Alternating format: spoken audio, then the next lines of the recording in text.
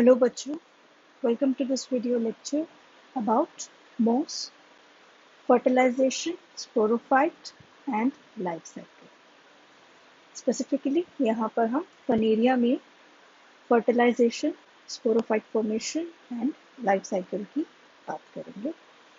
Last lectures पे हमने discuss किया था फनेरिया जो है उसका स्ट्रक्चर कैसा है, मॉर्फोलॉजी कैसी है, एनाटॉमी कैसी है और उसके बाद हमने देखा था कि उसमें रिप्रोडक्टिव स्ट्रक्चर्स किस तरह से डेवलप होते हैं.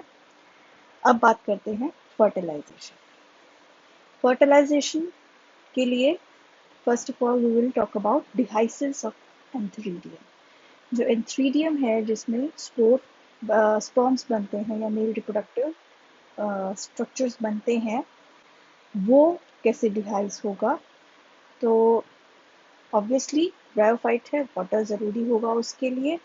तो पेरिगोनियम जो स्ट्रक्चर था, लीफ मिलकर जो पेरिगोनियम बनाते थे जिसके अंदर एंथ्रीडियम एंड पैराफाइसिस ग्रो करते थे, तो वो पेरिगोनियम में जब वाटर इकट्ठा हो जाता है तो एंथ्रीडियम के जो टॉप सेल्स होते हैं, जो ऊपर बिल्कुल एपिक्स पे जो सेल होते हैं, वो ऑपरकुलर सेल कुछ कहलाए जा सकते हैं या कवर सेल भी कहा जा सकता है. तो वो स्वेल हो जाते हैं, वो वाटर को एब्जॉर्ब कर लेते हैं. एब्जॉर्ब करने के बाद वो बर्स्ट हो जाते हैं. बर्स्ट होने से एक पोर जो है वो बनता है एंथ्रीडियम के टॉप पर, और उस पोर से जो है स्पर्म्स, जो एंड्रोसाइट्स अंदर बने थे एंथ्रीडियम के, वो रिलीज हो जाते हैं. रिलीज होने के बाद वाटर को मीडियम बनाकर जो स्पर्म है वो आर्किगोनियम तक पहुंचता है, फीमेल ब्रांच तक पहुंचता है और फर्टिलाइजेशन करता है. ठीक है. अब बात करते हैं आर्किगोनियम में क्या चेंजेस होते हैं फर्टिलाइजेशन के लिए. जो मैच्योर आर्किगोनियम है वो वाटर एब्जॉर्ब करेगा. ठीक है. वाटर एब्जॉर्ब करने के बाद उसमें जो नेक कैनाल सेल्स थे और एक वेंटर कैनाल सेल था, ये साथ साथ जो अपर मोस्ट कवर सेल था जो इस पूरे आर्किगोनियम को क्लोज करके रखता था, तो cover cell, neck canal cell and venter cell ये सब डीजेनरेट हो जाएंगे, वाटर को एब्जॉर्ब करेंगे और डिजॉल्व हो जाएंगे और एक पैसेज बनाएंगे जिससे कि जो एंड्रोसाइट है या स्पर्म है वो एग तक ट्रेवल कर सके. ठीक है. फर्टिलाइजेशन जब होगी तो सिर्फ एक जो एग है वो फर्टिलाइज होगा. एक ही आर्किगोनियम जो है उसमें फर्टिलाइजेशन होगी और वो आगे चलकर जाइगोट बनाएगा. जाइगोट से फिर जो है एम्ब्रियो बनेगा. एक प्लांट में, एक शूट में, जो लीफी शूट है फनेरिया की, उसमें एक ही जाइगोट बनेगा. ठीक है. एक ही आर्किगोनियम है या एग है जो कि स्पोरोफाइट बनाएगा मैच्योर. ठीक है. अब नेक्स्ट यहाँ पर फर्टिलाइजेशन हो चुकी है, जाइगोट बन गया है. जाइगोट में मल्टीप्लिकेशन होगा, डिवीजन होगी. ठीक है. सेल्स बनेंगे और एम्ब्रियो बनेगा. एम्ब्रियो जो है, जब एम्ब्रियो बन जाता है तब आर्किगोनियम में एक पार्ट था वेंटर. ठीक है. क्या क्या पार्ट थे आर्किगोनियम के अगर ध्यान हो तो? नेक, वेंटर. ठीक है. तो वेंटर के जो सेल्स हैं, जो आउटर मोस्ट सेल थे, वॉल सेल, वो क्या करेंगे, वो ग्रो करेंगे कुछ टाइम तक. ठीक है. कुछ टाइम तक ग्रो करेंगे, एम्ब्रियो डेवलप हो रहा है. लेकिन एक टाइम के बाद एम्ब्रियो में डेवलपमेंट ज़्यादा फास्ट हो जाएगी, स्पोरोफाइट ज़्यादा रैपिडली ग्रो करने लगेगा, ज़्यादा रैपिडली फॉर्म करने लगेगा, डिवाइड करने लगेगा, और जो वेंटर सेल एम्ब्रियो के ऊपर ग्रो कर रहे थे, आउटर लेयर बना रहे थे, वो स्लो ग्रोथ होगी, उनमें स्लो मल्टीप्लिकेशन होगी, स्लो डिवीजन होगी. तो इस वजह से वो कवरिंग जो है, वेंटर ने जो कवरिंग बनाई थी, वो डिटैच हो जाएगी पेरेंट गेमेटोफाइट से और as a cap like covering present रहेगी.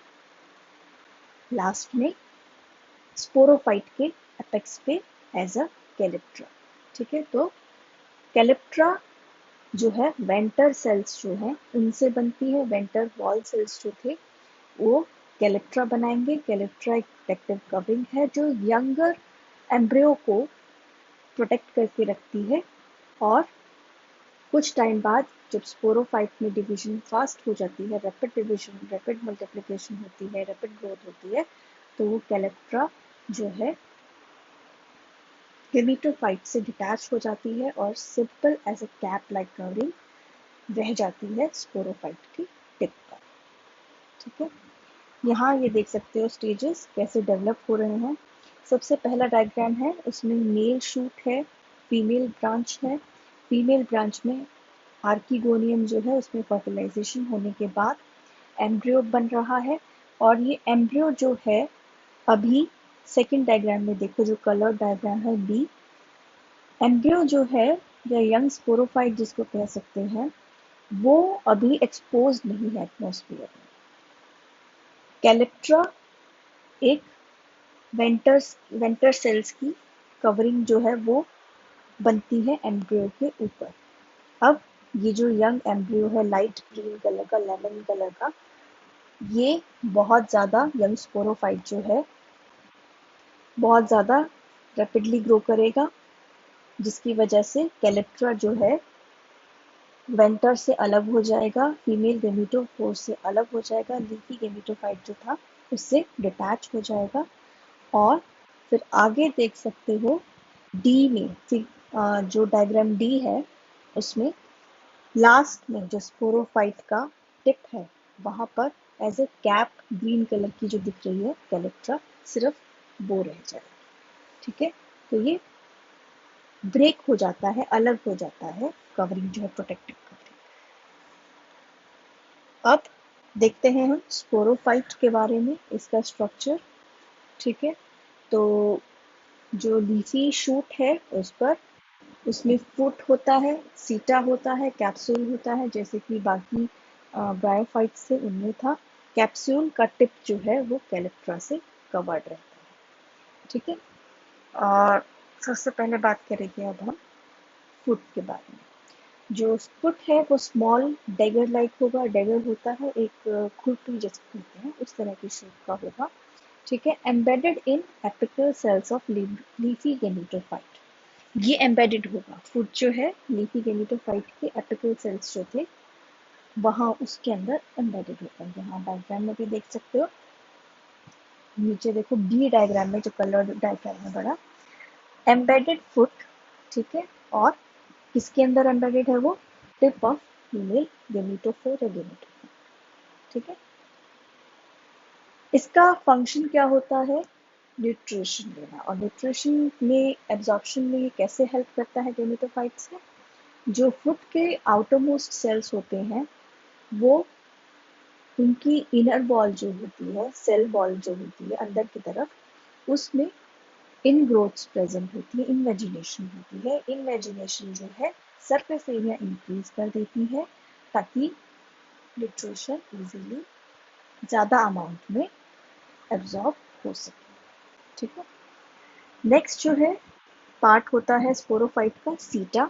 सीटा जो है लॉन्ग सिलेंडर टफ पार्ट है, ब्राउन कलर का होता है, और it has a central strand, जैसे कि स्टेम या एक्सिस में था। एक सेंट्रल स्ट्रैंड होगा जिसके सेल्स, यहाँ पर लेकिन डिफरेंस है, यहाँ पर जो सेल्स हैं वो डेड नहीं होंगे, स्टेम में जो सेल्स थे वो डेड कंडक्टिंग सेल्स होते हैं। यहाँ पर सिंपल थिन वॉल्ड सेल्स होंगे और उनका भी फंक्शन कंडक्शन का होगा। सेंट्रल स्ट्रैंड जो है उसके चारों तरफ पेरेनकाइमेटस सेल्स की कॉर्टेक्स होगी। यहाँ पर जो कॉर्टेक्स के पेरेनकाइमेटस सेल हैं उनकी वॉल थिक होगी। ठीक है, इस थिक वॉल्ड पेरेनकाइमेटस कॉर्टेक्स की वजह से जो सीटा है वो टफ होता है, इजीली स्टैंड कर सकता है। और आउटर मोस्ट जो लेयर होगी वो एपिडर्मिस की होगी, थिक वॉल्ड होगी, और साथ में उसमें आउटर क्यूटिकल डिपोजिशन भी प्रेजेंट है। ठीक है, सीटा जो है हाइग्रोस्कोपिक मूवमेंट शो कर सकता है, यानी वाटर लूज कर सकता है और वाटर एब्जॉर्ब कर सकता है।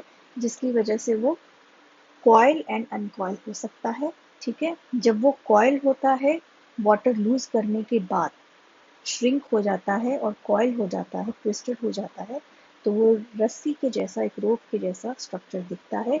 इस वजह से उसको कॉर्ड मोस भी कहा जाता है, जैसे कि हमने स्टार्टिंग में मेंशन किया था। ठीक है, थर्ड पार्ट जो है स्पोरोफाइट का वो है कैप्सूल।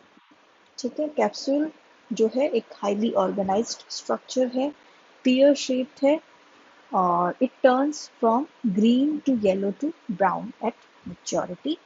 स्टार्टिंग में ग्रीन कलर का होता है, फिर धीरे धीरे येलोइश कलर का होने लगता है, क्लोरोफिल पिगमेंट्स जो है धीरे धीरे लूज होने लगते हैं, और लास्ट में जब मैच्योर हो जाता है कैप्सूल प्रॉपर तो वो ब्राउन कलर का हो जाता है।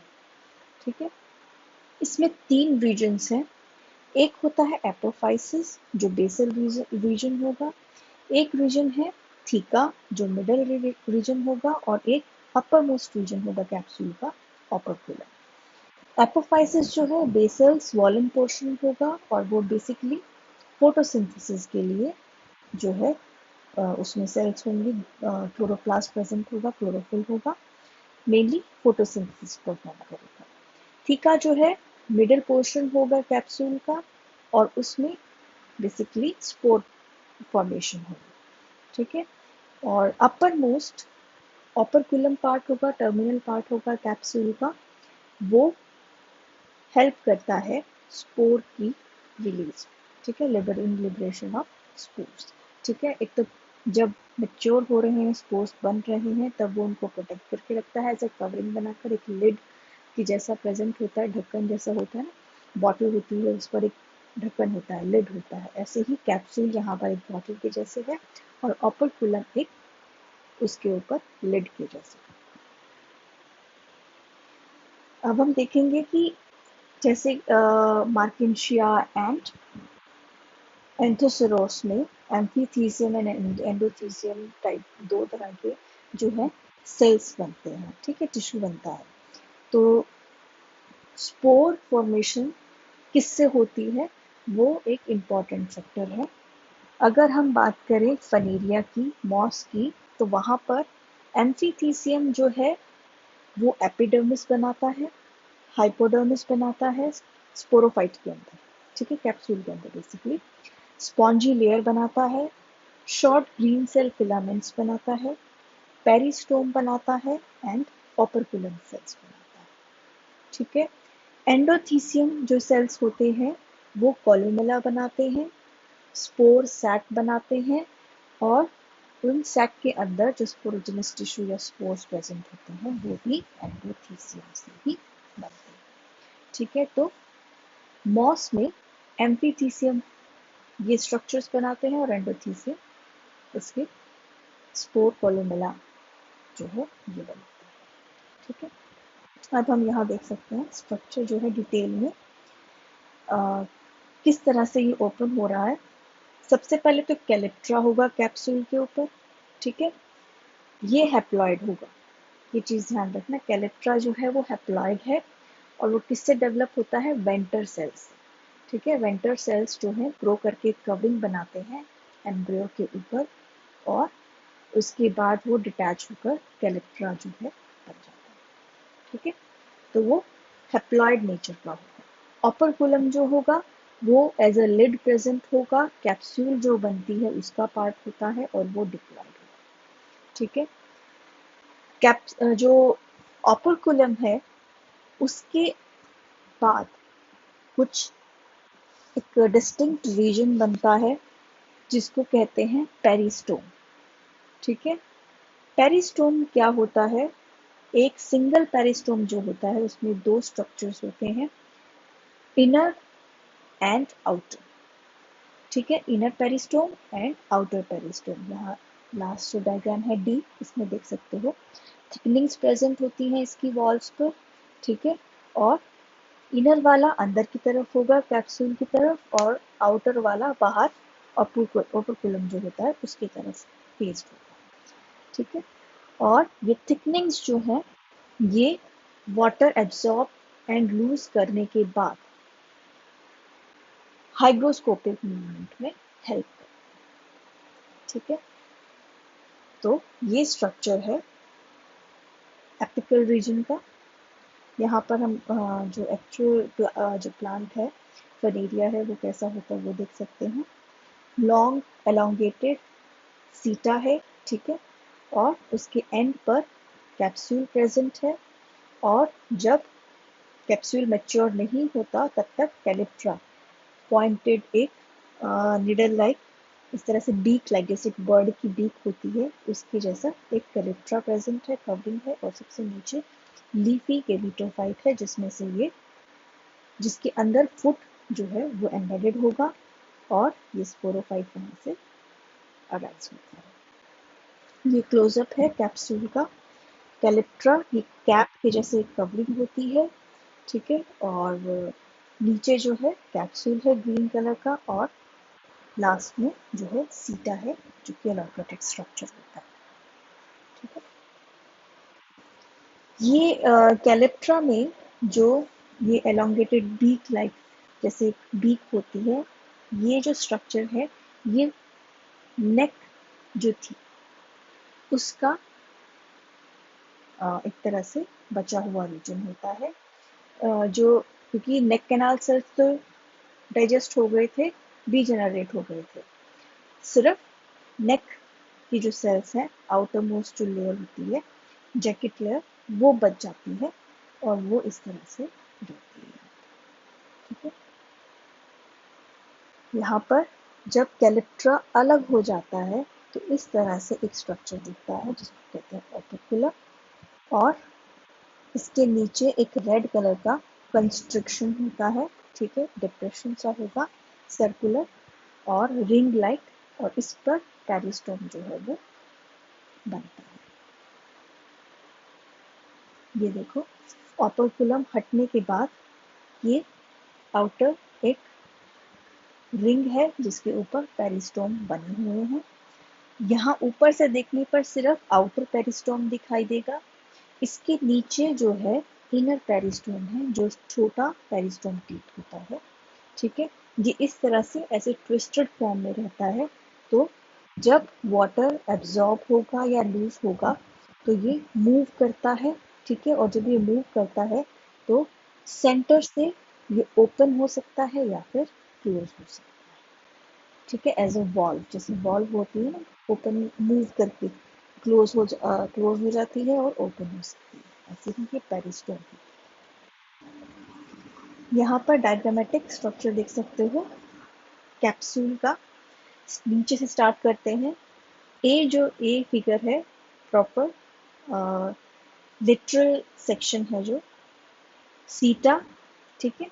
सीटा में क्या प्रेजेंट होगा, वो मेन सीटा जो है उसमें फोटोसिंथेसिस ही होता है, कंडक्टिंग स्ट्रैंड होते हैं, कॉर्टेक्स प्रेजेंट होती है और आउटर मोस्ट एपिडर्मिस होती है। और एपिडर्मिस जो होती है उसमें स्टोमेटा प्रेजेंट होता है।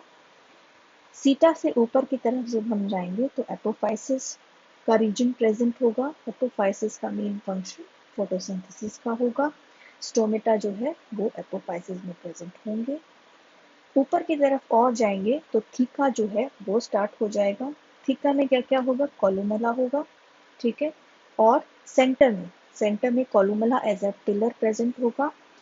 कोलुमेला के चारों तरफ जो है स्पोर सैक प्रेजेंट होगा, ठीक है, ring like spore sac present होगा। और उसके बाद कुछ सेल्स जो हैं, ये जो स्पोर सैक था इसके बाहर वाले जो आउटर सेल्स हैं, कुछ सेल्स जो हैं वो सेपरेट हो जाते हैं, उनकी सेल वॉल्स अलग अलग हो जाती हैं। जब वो सेपरेट हो जाते हैं तो उनके बीच में गैप बन जाता है, और वो गैप जब बनता है तो लेकुना जो है, एयर स्पेस एक तरह से कहते हैं, वो डेवलप हो जाता है, ठीक है, स्पोर सैक के बाहर के जो सेल्स हैं उनमें। अब इस लेकुना वाले रीजन के बाद जो है आता है स्पॉन्जी लेयर, एक तरह से आती है, ठीक है। स्पॉन्जी लेयर में क्या होता है, लेकुना के बाहर वाली जो लेयर है एपोफाइसिस की कंटिन्यूटी में ही होती है, वो स्पॉन्जी लेयर कहलाती है। उसके जो सेल्स होते हैं वो लूजली अरेंज्ड होते हैं, कॉम्पैक्टली अरेंज नहीं होते, और वो फोटोसिंथेसिस का भी काम करते हैं। ठीक है। उसके बाहर हाइपोडर्मिस प्रेजेंट होती है, 2 to 3 लेयर थिकनेस में होती है, ठीक है। और हाइपोडर्मिस के बाहर आउटर मोस्ट एपिडर्मिस होती है, ठीक है। तो ए और बी जो है ये दो अलग अलग व्यू हैं।